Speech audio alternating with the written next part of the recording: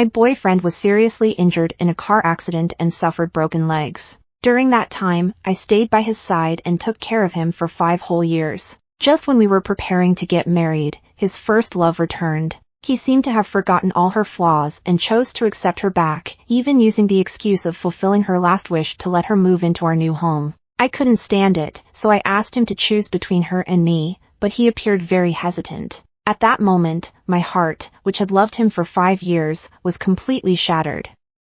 But when I found a new lover, he cried and said he regretted it. In the jewelry store, I excitedly presented a beautiful pair of wedding rings to Ethan Jones. "Honey, look at this. Do you like them?" Sitting in a wheelchair, Ethan Jones glanced coldly at the rings and looked at me with a grim expression. "What's wrong? Don't you like them?" I watched him cautiously, unsure of what had upset him this time. Ever since his car accident had left him with injuries to both legs, his demeanor had become even more sullen and sensitive.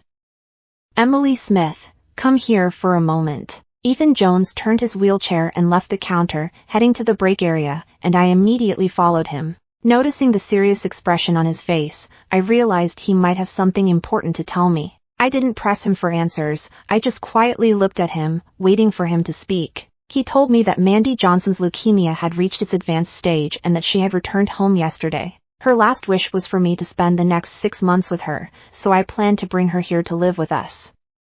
Ethan Jones said this calmly, but my heart tightened suddenly, and my face reflected my shock. "We're about to get married, and you mean to say that you'd let her live with us after we're married?" Well, he made a unilateral decision and then informed me without asking for my opinion. I didn't hide my dissatisfaction, and my expression instantly turned cold. I completely disagreed. Ethan Jones glanced at me coldly and let out a sigh of resignation. "She can hardly hold on any longer. It's only been half a year. Can't you be a little less heartless?" I couldn't help but laugh. "Heartless? We just got married, yet you openly brought your first love home to live with us. Anyone who doesn't know would think we're a trio. What do you take me for? Don't you think that's the real heartlessness towards me?" Ethan Jones's expression turned cold as he said, somewhat angrily, "Emily Smith, I never thought you could be such a cold and selfish person. She is so seriously ill, what else can I do? I just want to fulfill her last wish." Emily Smith replied, "Then you should focus on fulfilling her wish first.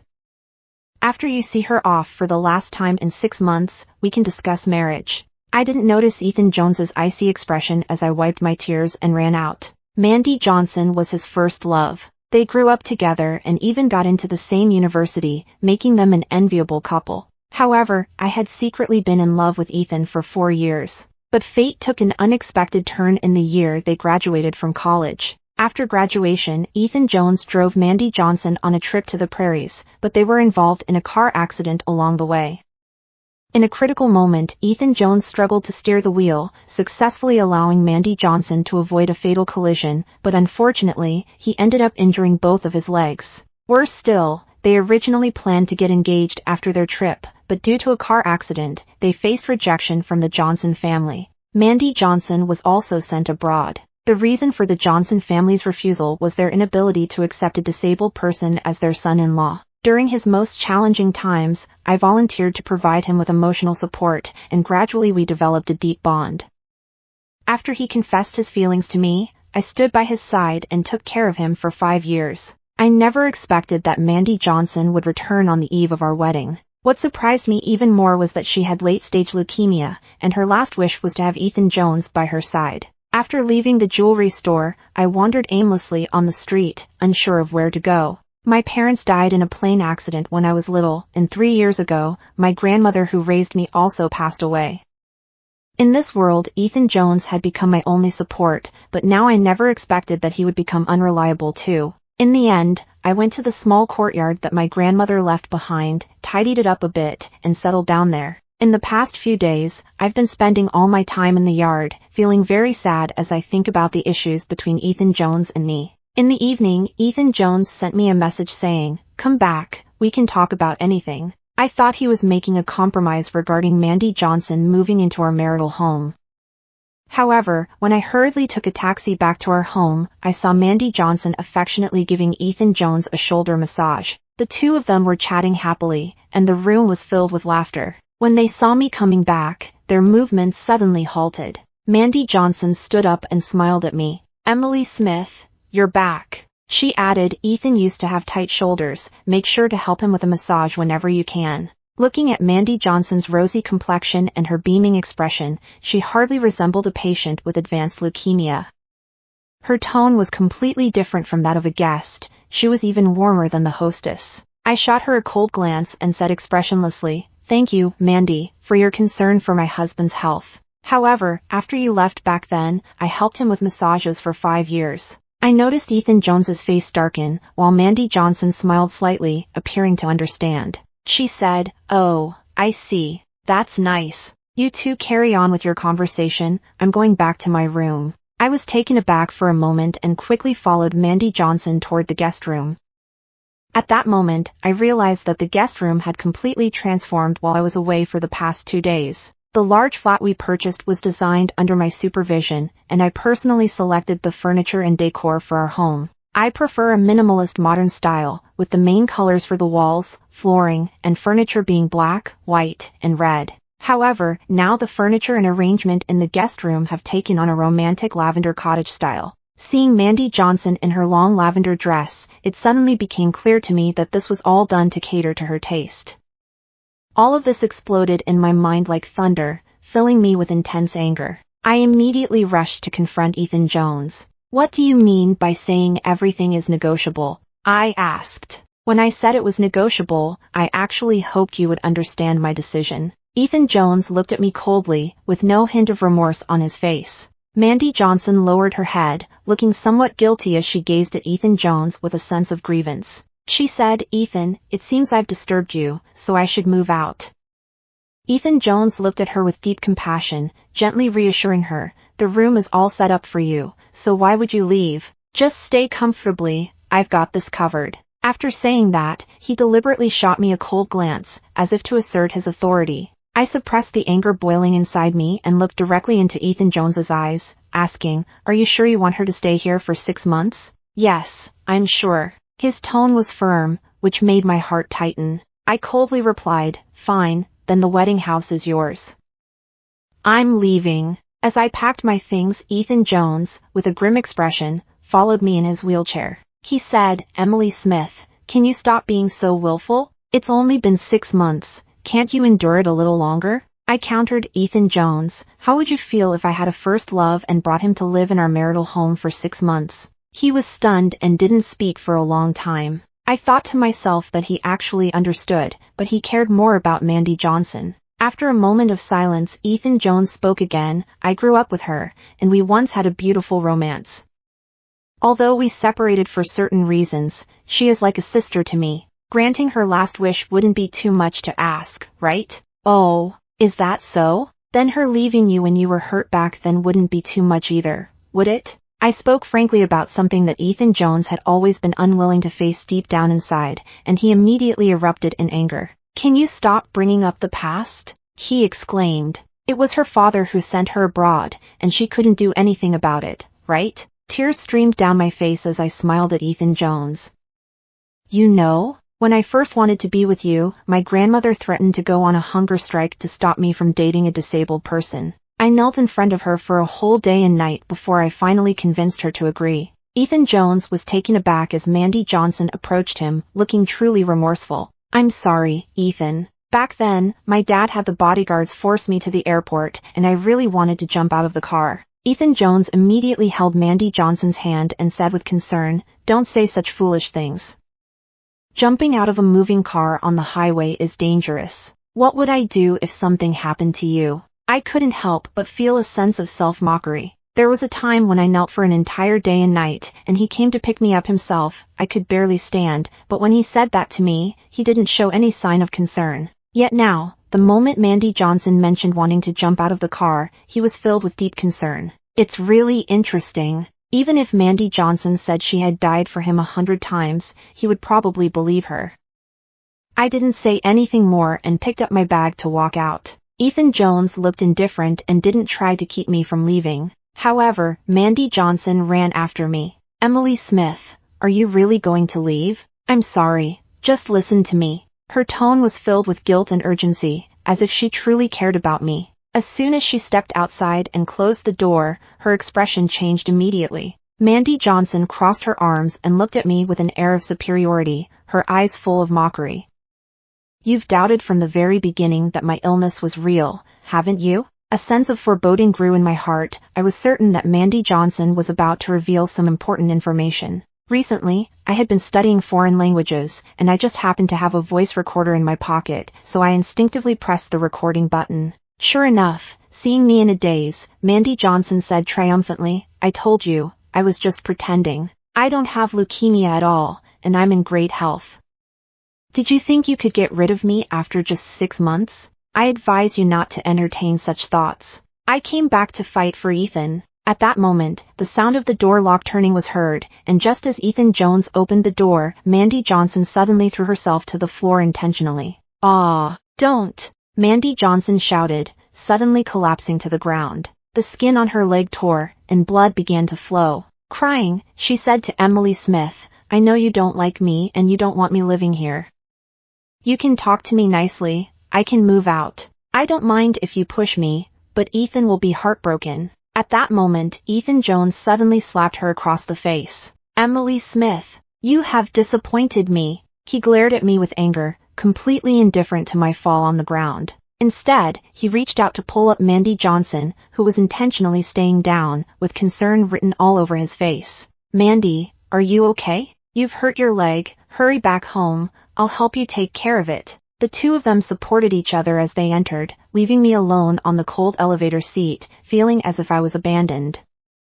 I watched their figures from behind and shouted, "Ethan Jones, Mandy Johnson's leukemia is fake. You've been deceived." Ethan Jones stopped turning his wheelchair, turned around, and looked back with a face full of disgust. "Emily Smith, you have gone too far. Mandy has already been struggling, and you still deliberately provoke her. Can't you be a little kinder?" I felt extremely sad. Covering my flushed face, tears streamed down my cheeks as I spoke with a trembling voice. "One day, you will believe that what I said is the truth.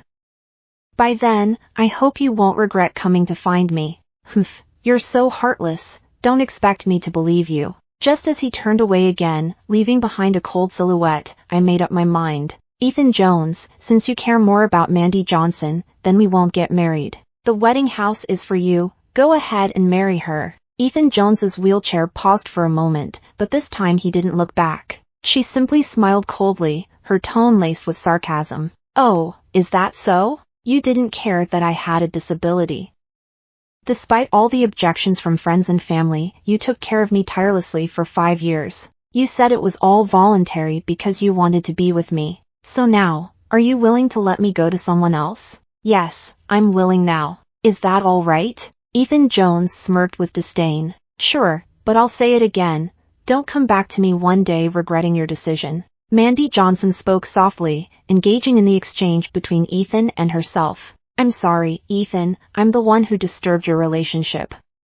Emily Smith, come back, I will move out." Yet Ethan Jones held Mandy Johnson's hand tightly. "No, she should be the one to leave." In that moment, I clearly saw Mandy Johnson with her back to Ethan Jones, her gaze filled with smug provocation. At that moment, my heart sank completely. I rearranged my hair, took one last look at the already closed door, pressed the elevator button, and stepped inside. Once in the elevator, a sharp pain shot through my knee, and I realized that my leg was also injured. I was wearing black dress pants today, and I hadn't noticed the injury when Ethan Jones had pushed me down earlier. Now I found that blood had soaked through my pants, leaving a large wet stain. I limped towards the entrance, struggling with my suitcase, and nearly got caught by the automatic door. It was quite a chaotic situation. Just when I didn't know what to do, a large hand reached out to hold the door open for me. Then, a tall man lifted my suitcase with one hand and grabbed my arm with the other, guiding me steadily outside. Only then did I notice the man exuded a cool and powerful aura. He said, "Your knee is injured. Let me take you to the hospital."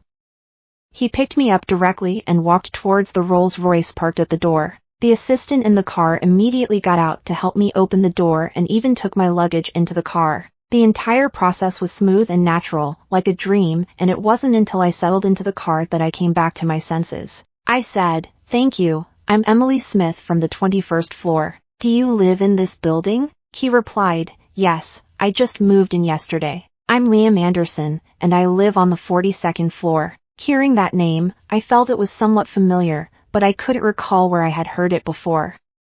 Sitting in the car, the man's cologne mixed with a hint of tobacco created a captivating atmosphere that felt a bit ambiguous. Perhaps it was because of the excellent soundproofing of the Rolls-Royce, or maybe I was just a little tired, but I unexpectedly fell asleep. When the car came to a steady stop, I woke up to find myself leaning against Liam Anderson, with his coat draped over me. I immediately felt my cheeks flush and quickly sat up, pulling away from his embrace. I'm sorry, I accidentally fell asleep. Liam Anderson smiled slightly, the corners of his mouth lifting gently. Not only did you fall asleep, but you also left drool on my shirt. I felt so embarrassed that I wanted to find a crack in the ground to hide in, and I quickly used my sleeve to wipe the spot on his shirt. I'm sorry, let me help you clean it up. Liam Anderson's solid chest made me feel a sudden rush of panic. He frowned slightly and tightened his grip on my hand. Okay, it's getting worse. We're at the hospital now, I'll take you in. I opened the car door, ready to get out, but he picked me up effortlessly and carried me into the hospital. At 165 centimeters tall and weighing just 90 pounds, I felt like a little kitten in his strong embrace. Liam Anderson is tall and striking, with an exceptionally handsome appearance. As soon as we entered the surgical corridor, all the medical staff and patients turned to look at him. Feeling a bit nervous, I decided to hide in his embrace and didn't dare to lift my head. He comfortably held me and, after we registered, led me into a treatment room. The doctor inside didn't look up, he simply said to the doorway, "Please wait a moment, I need to attend to my current patient first." I heard a familiar voice coming from the treatment room. "Aw, Ethan, it hurts so much." "It's okay, I'm here. Don't be afraid, the doctor will take care of it soon." I never expected to run into Ethan Jones and Mandy Johnson here. It seems that they hadn't properly treated the wound at home. Ethan Jones really was driving quite recklessly. I didn't want to meet those two people, so I tugged at Liam Anderson's tie and whispered, "Let's switch to another therapy room to wait." But Liam Anderson didn't hear me clearly and asked loudly, "What did you say?" I was startled, and just then, I heard Ethan Jones's cold voice come over. "Emily Smith? Is that you?" I felt like I couldn't hold on any longer and struggled to slide out of Liam Anderson's embrace. It was me. Ethan Jones looked Liam Anderson up and down, his eyes filled with disdain and hostility, before directing his angry gaze at me. "How interesting, just after leaving me, you find someone else to act with. Is this just to provoke me? If you regret it, just say so, beg me, and apologize to Mandy.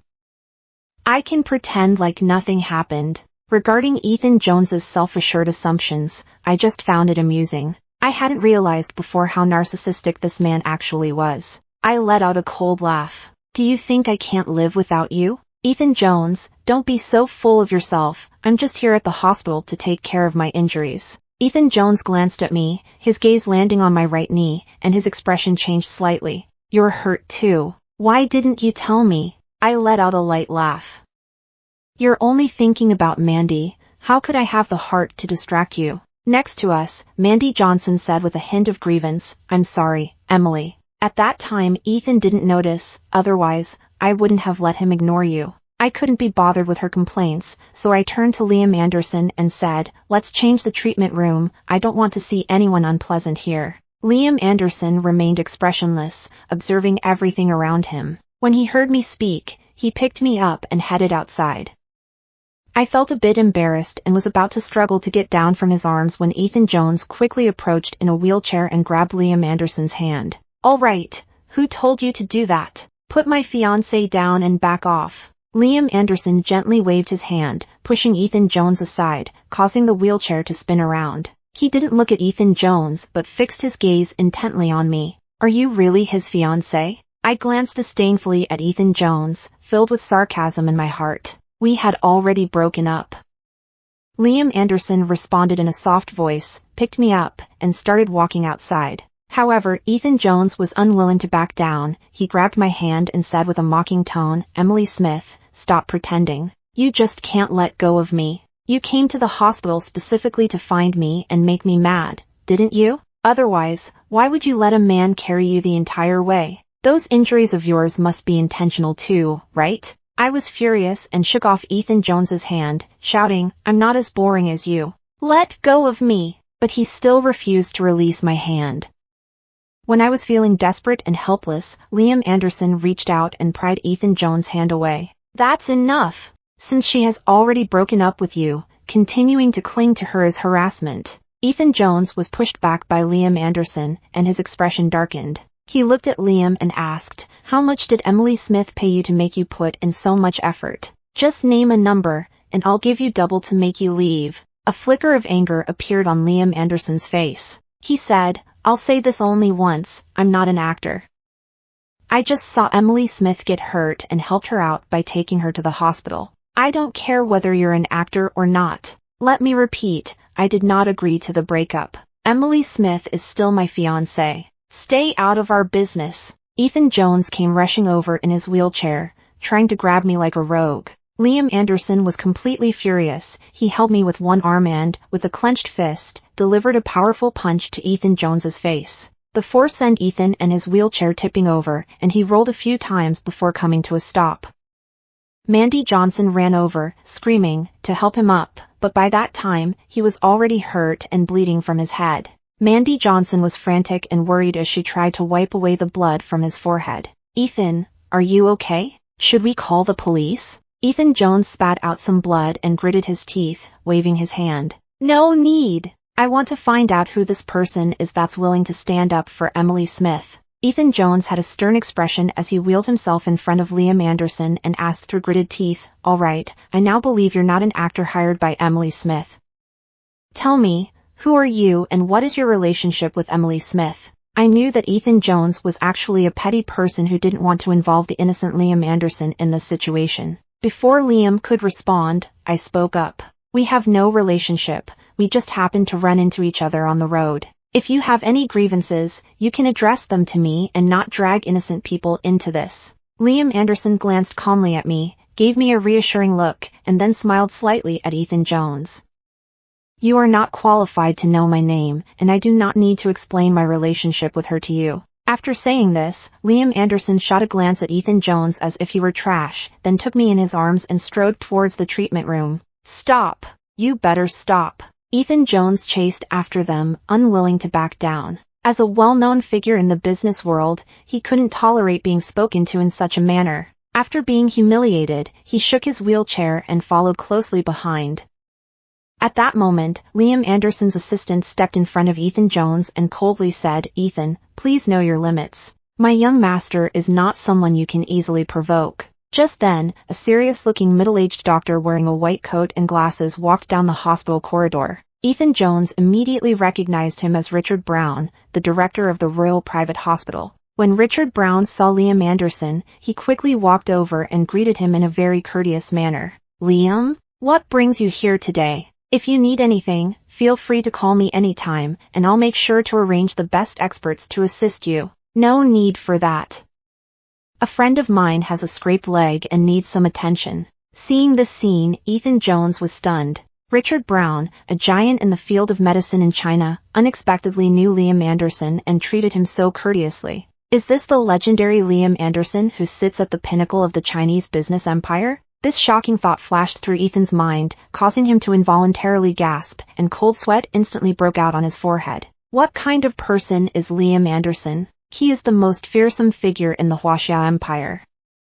It is said that at a young age, he took over the Anderson Corporation and, within just a year, defeated the four major families of the time, leading the Anderson Corporation to rise rapidly and become one of the most powerful enterprises in Huaxia. His style of operation is cold and decisive, and the mere mention of his name instills fear throughout the business world. On the other hand, Ethan Jones, although he is also a third-generation member of an established family in the capital, has seen his family decline since his father's generation. In comparison to the currently thriving Anderson family, his situation is indeed insignificant. He had always wanted to find an opportunity to collaborate with the Anderson family and see if they could make some money together. However, he never expected their first meeting to be under such circumstances, which caused him to offend Liam Anderson and left him regretting it deeply. He was filled with anger towards Emily Smith, as he could not believe that this woman had managed to get involved with Liam Anderson. In his frustration and helplessness, Ethan Jones muttered curses under his breath as he left the hospital with Mandy Johnson. Inside the treatment room, the doctor was attending to my wounds. My knee had been scraped and was still bleeding. I glanced at the hallway and saw that Ethan Jones hadn't followed, finally letting out a sigh of relief. Liam Anderson looked at me and spoke calmly. "Don't worry, as long as I'm here, he won't bother you again." He told me to save his number, 139, and that I could contact him anytime if I needed anything. After tending to my injury, my stomach suddenly let out a growl, and I cast an embarrassed glance at Liam Anderson before looking down. Liam Anderson smiled. He said, "I'm hungry too. Let's go eat together. What do you want to have?" He didn't give me a chance to refuse, looking at me intently and waiting for my response. At that moment, I felt a kind of irresistible charm emanating from Liam Anderson. I asked him if I could go for spicy hot pot. I don't know why, but I suddenly had a strong craving for spicy hot pot. Although I hadn't thought too much about whether someone dressed so elegantly in a suit would enjoy this type of street food, I still looked at him with some concern. "Or we could try something else. What do you think?" Actually, I wanted to eat spicy hot pot too, and it would be nice to try it together with you. We found a roadside stall in a small alley outside the hospital and sat down. I assumed that a man like Liam Anderson wouldn't care about anyone else, but to my surprise, he not only helped me arrange the chair but also considerately told the owner that I had a wound and couldn't eat spicy food, suggesting that I order the plain soup instead. He didn't mind the shabby environment or the seemingly unsanitary utensils at all. Instead, he happily kept me company while we ate. In contrast, I've been with Ethan Jones for 5 years, and he never allowed me to eat from street stalls because he thought it was too dirty and not dignified enough. Throughout those 5 years, I have stood by him and endured many grievances, as if he had never realized it. Tears slipped down my face unnoticed, falling into the spicy soup. Liam Anderson said nothing and asked no questions. He simply handed me a tissue in silence. "Humph! You say it's nothing, but how come you rushed here for a date before finishing your medication?" A discordant voice suddenly broke in, making my heart tighten.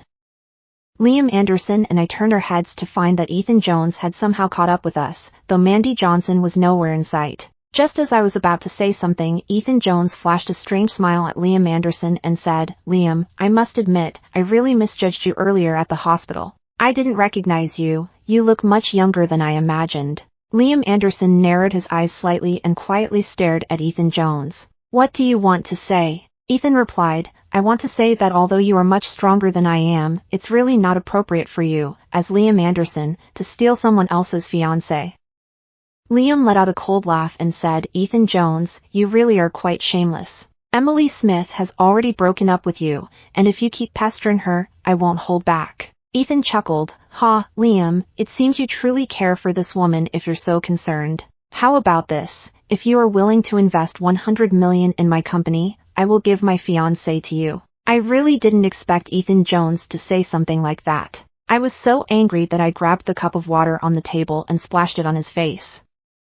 "Ethan Jones, you are truly disappointing. What right do you have to treat me as a commodity and negotiate with Liam? Don't be anxious. After all, you've loved me for 5 years. Consider this a grand gift for me. I think Liam wouldn't mind letting go of this 1 billion. Liam Anderson raised an eyebrow, looking at Ethan Jones with great interest. "It's the first time someone has dared to make conditions with me. What if I don't agree? Then I might go around telling people that Liam, you actually tried to steal my fiancé when Emily and I were about to get married." As long as I'm shameless enough to find a few people to stir things up, Anderson Corporation could face some negative consequences, potentially losing over 100 million. Liam Anderson chuckled softly. He found this amusing. "Not only are you bargaining with me, but you also dare to threaten me. What a coincidence. I really hate being threatened by others. You can do whatever you want, but I suggest you think carefully about whether you can handle the consequences." "I'll consider it." "Liam Anderson, I know I can't beat you, but I'm not afraid. You took my woman away, and even if I can't win against you, I have to make sure you know I won't back down." After finishing his words, Ethan Jones's face darkened as he forcefully pushed himself away in the wheelchair. I looked at Liam Anderson with a sense of guilt. "I'm sorry for dragging you into this and wasting your time. You can go back now. There's no need to stay with me. I'll handle the rest on my own." Liam Anderson gently placed his hand on my shoulder and looked at me with unwavering determination. "Since he came to me, you can rest assured that I'll handle this matter well. I, Liam Anderson, have never been afraid of threats. Let's go. I'll take you back. I have a habit of getting sleepy as soon as I get in the car, and this time was no exception. I fell asleep right away. When I opened my eyes again, I found myself not in my grandmother's small courtyard, but in a spacious duplex mansion. At this moment, I was lying on a soft, luxurious bed when Liam Anderson walked in carrying a glass of water. You're awake. You slept so soundly that I carried you up here and you didn't even wake up. Here, drink some water. I hurriedly took the glass, glanced out at the darkening sky, and then realized that I had slept the whole afternoon. Is this your house? Liam Anderson raised an eyebrow. Strictly speaking, this is one of several homes I own. Don't you find the view outside a bit familiar? Oh, I see. This is the top floor of the same building where Ethan Jones lives, the most expensive duplex penthouse. I didn't expect that he would bring me to the house he just bought. This gave me my first glimpse of how luxurious the rumored penthouse really is. Ethan Jones once said that his greatest dream was to own a property called Penthouse. After working hard for several years, he managed to pay the down payment for a flat on the 21st floor, valued at over $100 million. However, the duplex flat on the top floor, worth $500 million, still remains an unattainable dream for him. I put down my water cup, feeling a bit embarrassed as I prepared to get out of bed. I'm really sorry for the trouble I've caused you today. It's getting dark, and I need to head back now. I didn't expect that as soon as I landed, the wound on my leg hurt so much that I almost fell over. Liam Anderson quickly pulled me back, his brow slightly furrowed. He asked me, "Why are you in such a hurry to go back? Are you afraid I'll ask you for rent? Or are you worried I might do something?" Liam Anderson held me closely, and I could feel his warm chest. It seemed I couldn't help but blush again, so I softly said, "No, it's just nothing. If you're feeling shy, just keep me company and we can chat for a bit. It will make the time pass more quickly." In this big house, it was just the two of us. That night, Liam Anderson surprisingly cooked 2 servings of steak by himself, and his skills were unexpectedly good. This moved me to the point where I nearly shed tears. Having been with Ethan Jones for 5 years, he had grown accustomed to my care. Although he had limited mobility, he would not even help me with simple tasks like serving food or pouring water. Liam Anderson had even prepared red wine for us. We sat on the rooftop of the 2nd floor, enjoying steak and wine while admiring the night sky and the beautiful night view of the northern part of the city. To be honest, during my time with Ethan Jones, he had never given me such romance. Perhaps it was due to having had a bit too much to drink that we chatted a lot, and it was then that I realized Liam Anderson was indeed the mysterious business magnate rumored in town. I always thought he was at least 50 years old, but unexpectedly, he is only 28. It has been 5 years since someone last chatted with me, and I felt relaxed, so I may have had a little too much to drink. In my slightly tipsy state, I felt a lightness in my body as Liam Anderson carried me back to the bedroom. He might have been a bit drunk too, and when he set me down, his unsteady stance caused him to lean on me. In that moment of such close contact, I instantly felt a strong electric response. I could clearly feel my body burning, and Liam Anderson's breathing had also become heavy. However, at the very last moment, we both summoned our inner rationality and quickly pulled away from each other. The next morning, I was awakened by a constant barrage of message notifications and phone calls. When I checked my phone, I found there were hundreds of missed calls.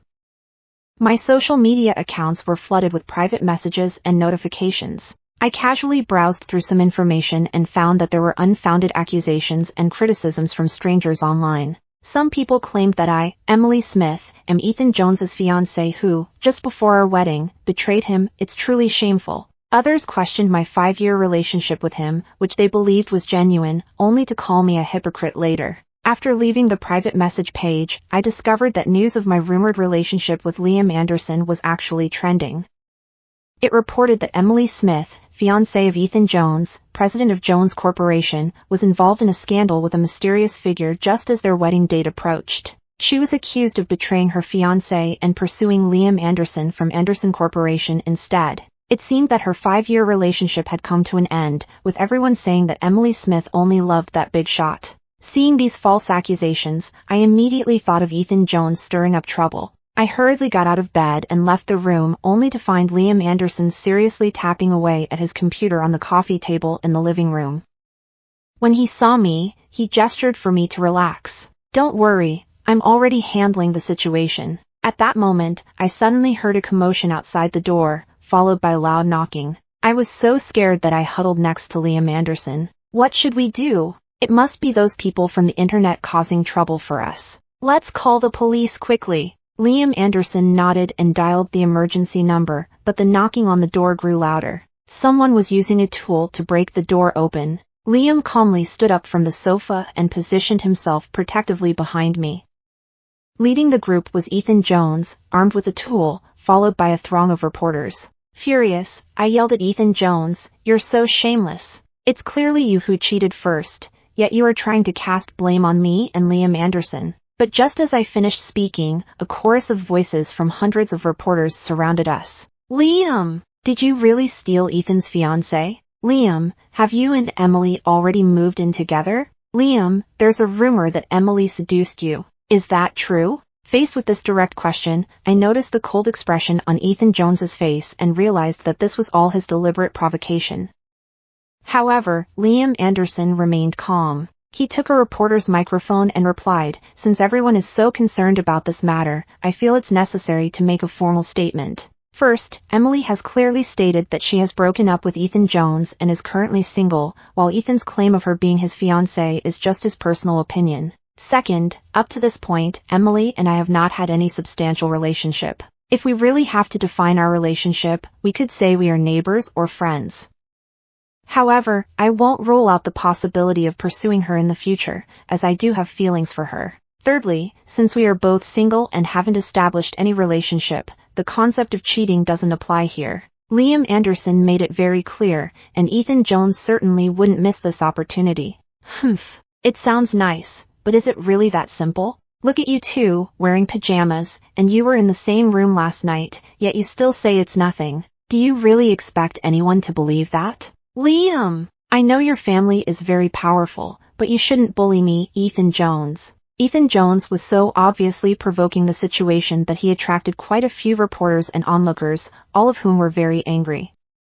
That's right. Even if you are Liam Anderson, you can't just take someone else's fiancé. Ethan's courage to challenge those in power is truly impressive, and we support you. I looked at Ethan Jones' smug and sullen expression, feeling utterly despondent and in great pain. This is the man I have devoted my heart to for 9 years, and I have cared for him with all my effort for 5 years. Now, for his own selfish desires, he not only disregards my feelings and dignity but drags the innocent Liam Anderson into this mess as well. I once believed that even if we parted ways, we should still maintain our dignity. But now it seems that I was the only one thinking that way, while he never considered my feelings. Since that's the case, I will no longer hold back. I stepped forward and spoke into the microphone. Although I know that no matter how I explain it now, you won't believe me, I would like to play a recording for you to listen to. Feel free to criticize me afterward. So, I played the recording of the conversation I had with Mandy Johnson when I left the wedding house with Ethan Jones yesterday. Mandy Johnson's smug voice came through clearly from the recording device. She candidly stated that I was just pretending, that not only did I not have leukemia, but I was also in good health. She claimed that not to mention 6 months, she could be with Ethan for as long as they both lived. Do you really think that getting through 6 months would mean getting rid of me completely? She said. I advise you to stop thinking about it. I came back to take Ethan back. As soon as this recording was played, both the reporters and the onlookers were taken aback, and only Ethan Jones was left in shock with his mouth agape. I gritted my teeth, fixed my gaze on Ethan Jones, and said clearly, "Did you hear that? This is your first love, who, just before we were about to get married, claimed to have terminal leukemia and insisted on moving into our wedding house, wanting me to help her fulfill her last wishes. Ethan Jones, you think you're clever, but you've actually been toyed with by Mandy Johnson all along. I originally didn't want to bring this up and make you feel sad and embarrassed. You forced me to do it." After saying this, I turned to the reporters and added, "You probably don't understand the meaning behind that recording, do you? Let me explain. Ethan Jones and I are about to get married, but just yesterday, his first love, Mandy Johnson, returned from abroad. She has been diagnosed with severe leukemia and only has 6 months left to live. She hopes to spend this time with Ethan Jones. Ethan Jones moved her into our marital home and started living with us without my consent. I was extremely angry and chose to break up with him. Imagine if it were you, dear reporters, would you accept such a situation? Is there anything wrong with me breaking up with him? You can go check on the 21st floor now. Her first love, Mandy Johnson, is still in our wedding house. Regarding Liam, he has just clarified that there's nothing secretive between us. Even if we might date in the future, that's our own freedom. This has nothing to do with Ethan Jones. This conversation instantly attracted the attention of the entire press team, and the impatient reporters quickly grabbed their cameras and ran downstairs. At this moment, Ethan Jones was stunned by the recording I had just played, completely unable to react. Noticing that a group of reporters was still gathered around me and Liam Anderson, unwilling to leave, I played another recording. This was a conversation I had inadvertently recorded while having spicy hot pot with Liam Anderson at noon. As I pressed the play button, the voices of Ethan Jones and Liam Anderson came through clearly. Liam Anderson said to Ethan Jones, "You really are shameless. Emily Smith has already broken up with you. If you keep bothering her, I won't hold back." Ethan Jones responded with a laugh, saying, "Wow, Liam, you're really worried about a woman. It seems you genuinely like her. Liam, how about this? You invest $100 million in my company, and I'll give you my fiancé." I, Ethan Jones, find you truly disgusting. What right do you have to treat me like a commodity and negotiate terms with Liam? Ethan Jones, don't be so hasty. After all, you've loved me for 5 years. Consider it a big gift from me when I leave. I believe Liam won't be too reluctant to part with that $100 million, will he? Liam Anderson, this is the first time someone has deliberately made conditions with me. What if I refuse? Ethan Jones, I might just go around saying things, like how Liam tried to steal my fiancé when Emily and I were about to get married. I think, as long as I have no shame and get a few friends to fuel the fire, the Anderson Corporation could face some consequences, with losses likely exceeding $100 million. Once this recording is released, all the reporters' expressions changed, and they turned their cameras toward Ethan Jones. No way, Ethan, you called us here in a hurry, claiming you could expose Liam's scandal, and this is what it turns out to be? Ethan Jones, you're really being shameless. This is not exposing Liam's scandal at all, it's just embarrassing yourself. Ethan Jones, you're truly awful. Not only did we fail to capture any news about Liam, but we also ended up offending him. How are we supposed to get by in the future? Everyone was very angry, and some agitated reporters surrounded Ethan Jones, causing him to be pushed to the ground. In the midst of the chaos, a woman screamed and wailed in the stairwell. "Help! Ethan, someone broke into the house and called me a mistress, and they're attacking me." Mandy Johnson rushed in with her hair disheveled, only to find Ethan Jones surrounded by a group of reporters. I observed the scene with a cold face, unable to suppress a sarcastic smile. It seemed the female lead had arrived as well. The reporters immediately surrounded Ethan Jones and Mandy Johnson, with other journalists rushing in from upstairs, creating quite a chaotic situation. Fortunately, the police arrived quickly to maintain order and attended to the injured. In front of the police and all the journalists, I solemnly stated once again that it was now entirely clear I no longer had any relationship with Ethan Jones. As for the relationship between Ethan and Mandy, it has nothing to do with me. I urge all journalists to report the facts when you return and clarify any misunderstandings. Just as I finished speaking, Liam Anderson approached, took my hand, and looked over at the reporters. Seizing the opportunity, he announced, "I have something to declare." Then, without warning, Liam Anderson suddenly knelt on one knee and earnestly asked me, "Emily, would you be my girlfriend?" Although I didn't prepare any rings or flowers, having so many reporters and police officers present made the occasion feel more ceremonial. Seeing the sincerity in Liam Anderson's eyes touched me deeply. "I do." This moving moment captivated everyone present, and there was an enthusiastic round of applause from the reporters and police officers. In the end, Liam Anderson forgave the reporters for their impulsive actions at that time. Despite feeling embarrassed, Ethan Jones did not pursue the reporters for their impulsive behavior. After the reporters and police left, the four of us were left staring at each other at the door. Liam Anderson shot a cold glance at the two of them, slightly raising an eyebrow. What are they still doing at my doorstep? Are they waiting for breakfast? I saw Ethan Jones looking at me apologetically, his head bowed. "Emily Smith, I'm sorry. I really didn't expect Mandy Johnson to deceive me. It's not too late yet, please, come back and continue being with me, continue our marriage, okay?" I let out a cold laugh. Ethan Jones, you are always so self-centered, thinking that everything should go according to your wishes. It's been 5 years, and I've had enough. It's too late for everything, and I won't go back. Ethan Jones suddenly became agitated. No, you've been with me for 5 years, and I can't live without you.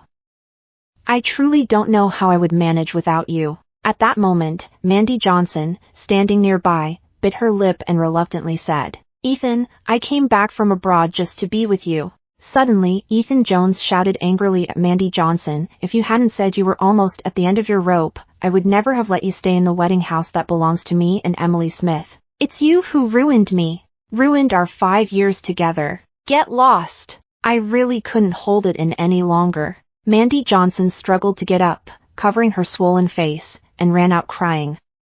Liam Anderson glanced at me, stretched out his arm, and said, Dear girlfriend, there's nothing entertaining about this drama. Let's go home and act out our own love story. I smiled and sweetly linked my arm with his. A month later, Liam Anderson proposed to me, and I officially became Mrs. Anderson. I heard that Ethan Jones's company went bankrupt, and he even sold his apartment on the 21st floor. In the end, he chose to jump off the roof of the building and ended his life. As for Mandy Johnson, her story is truly legendary.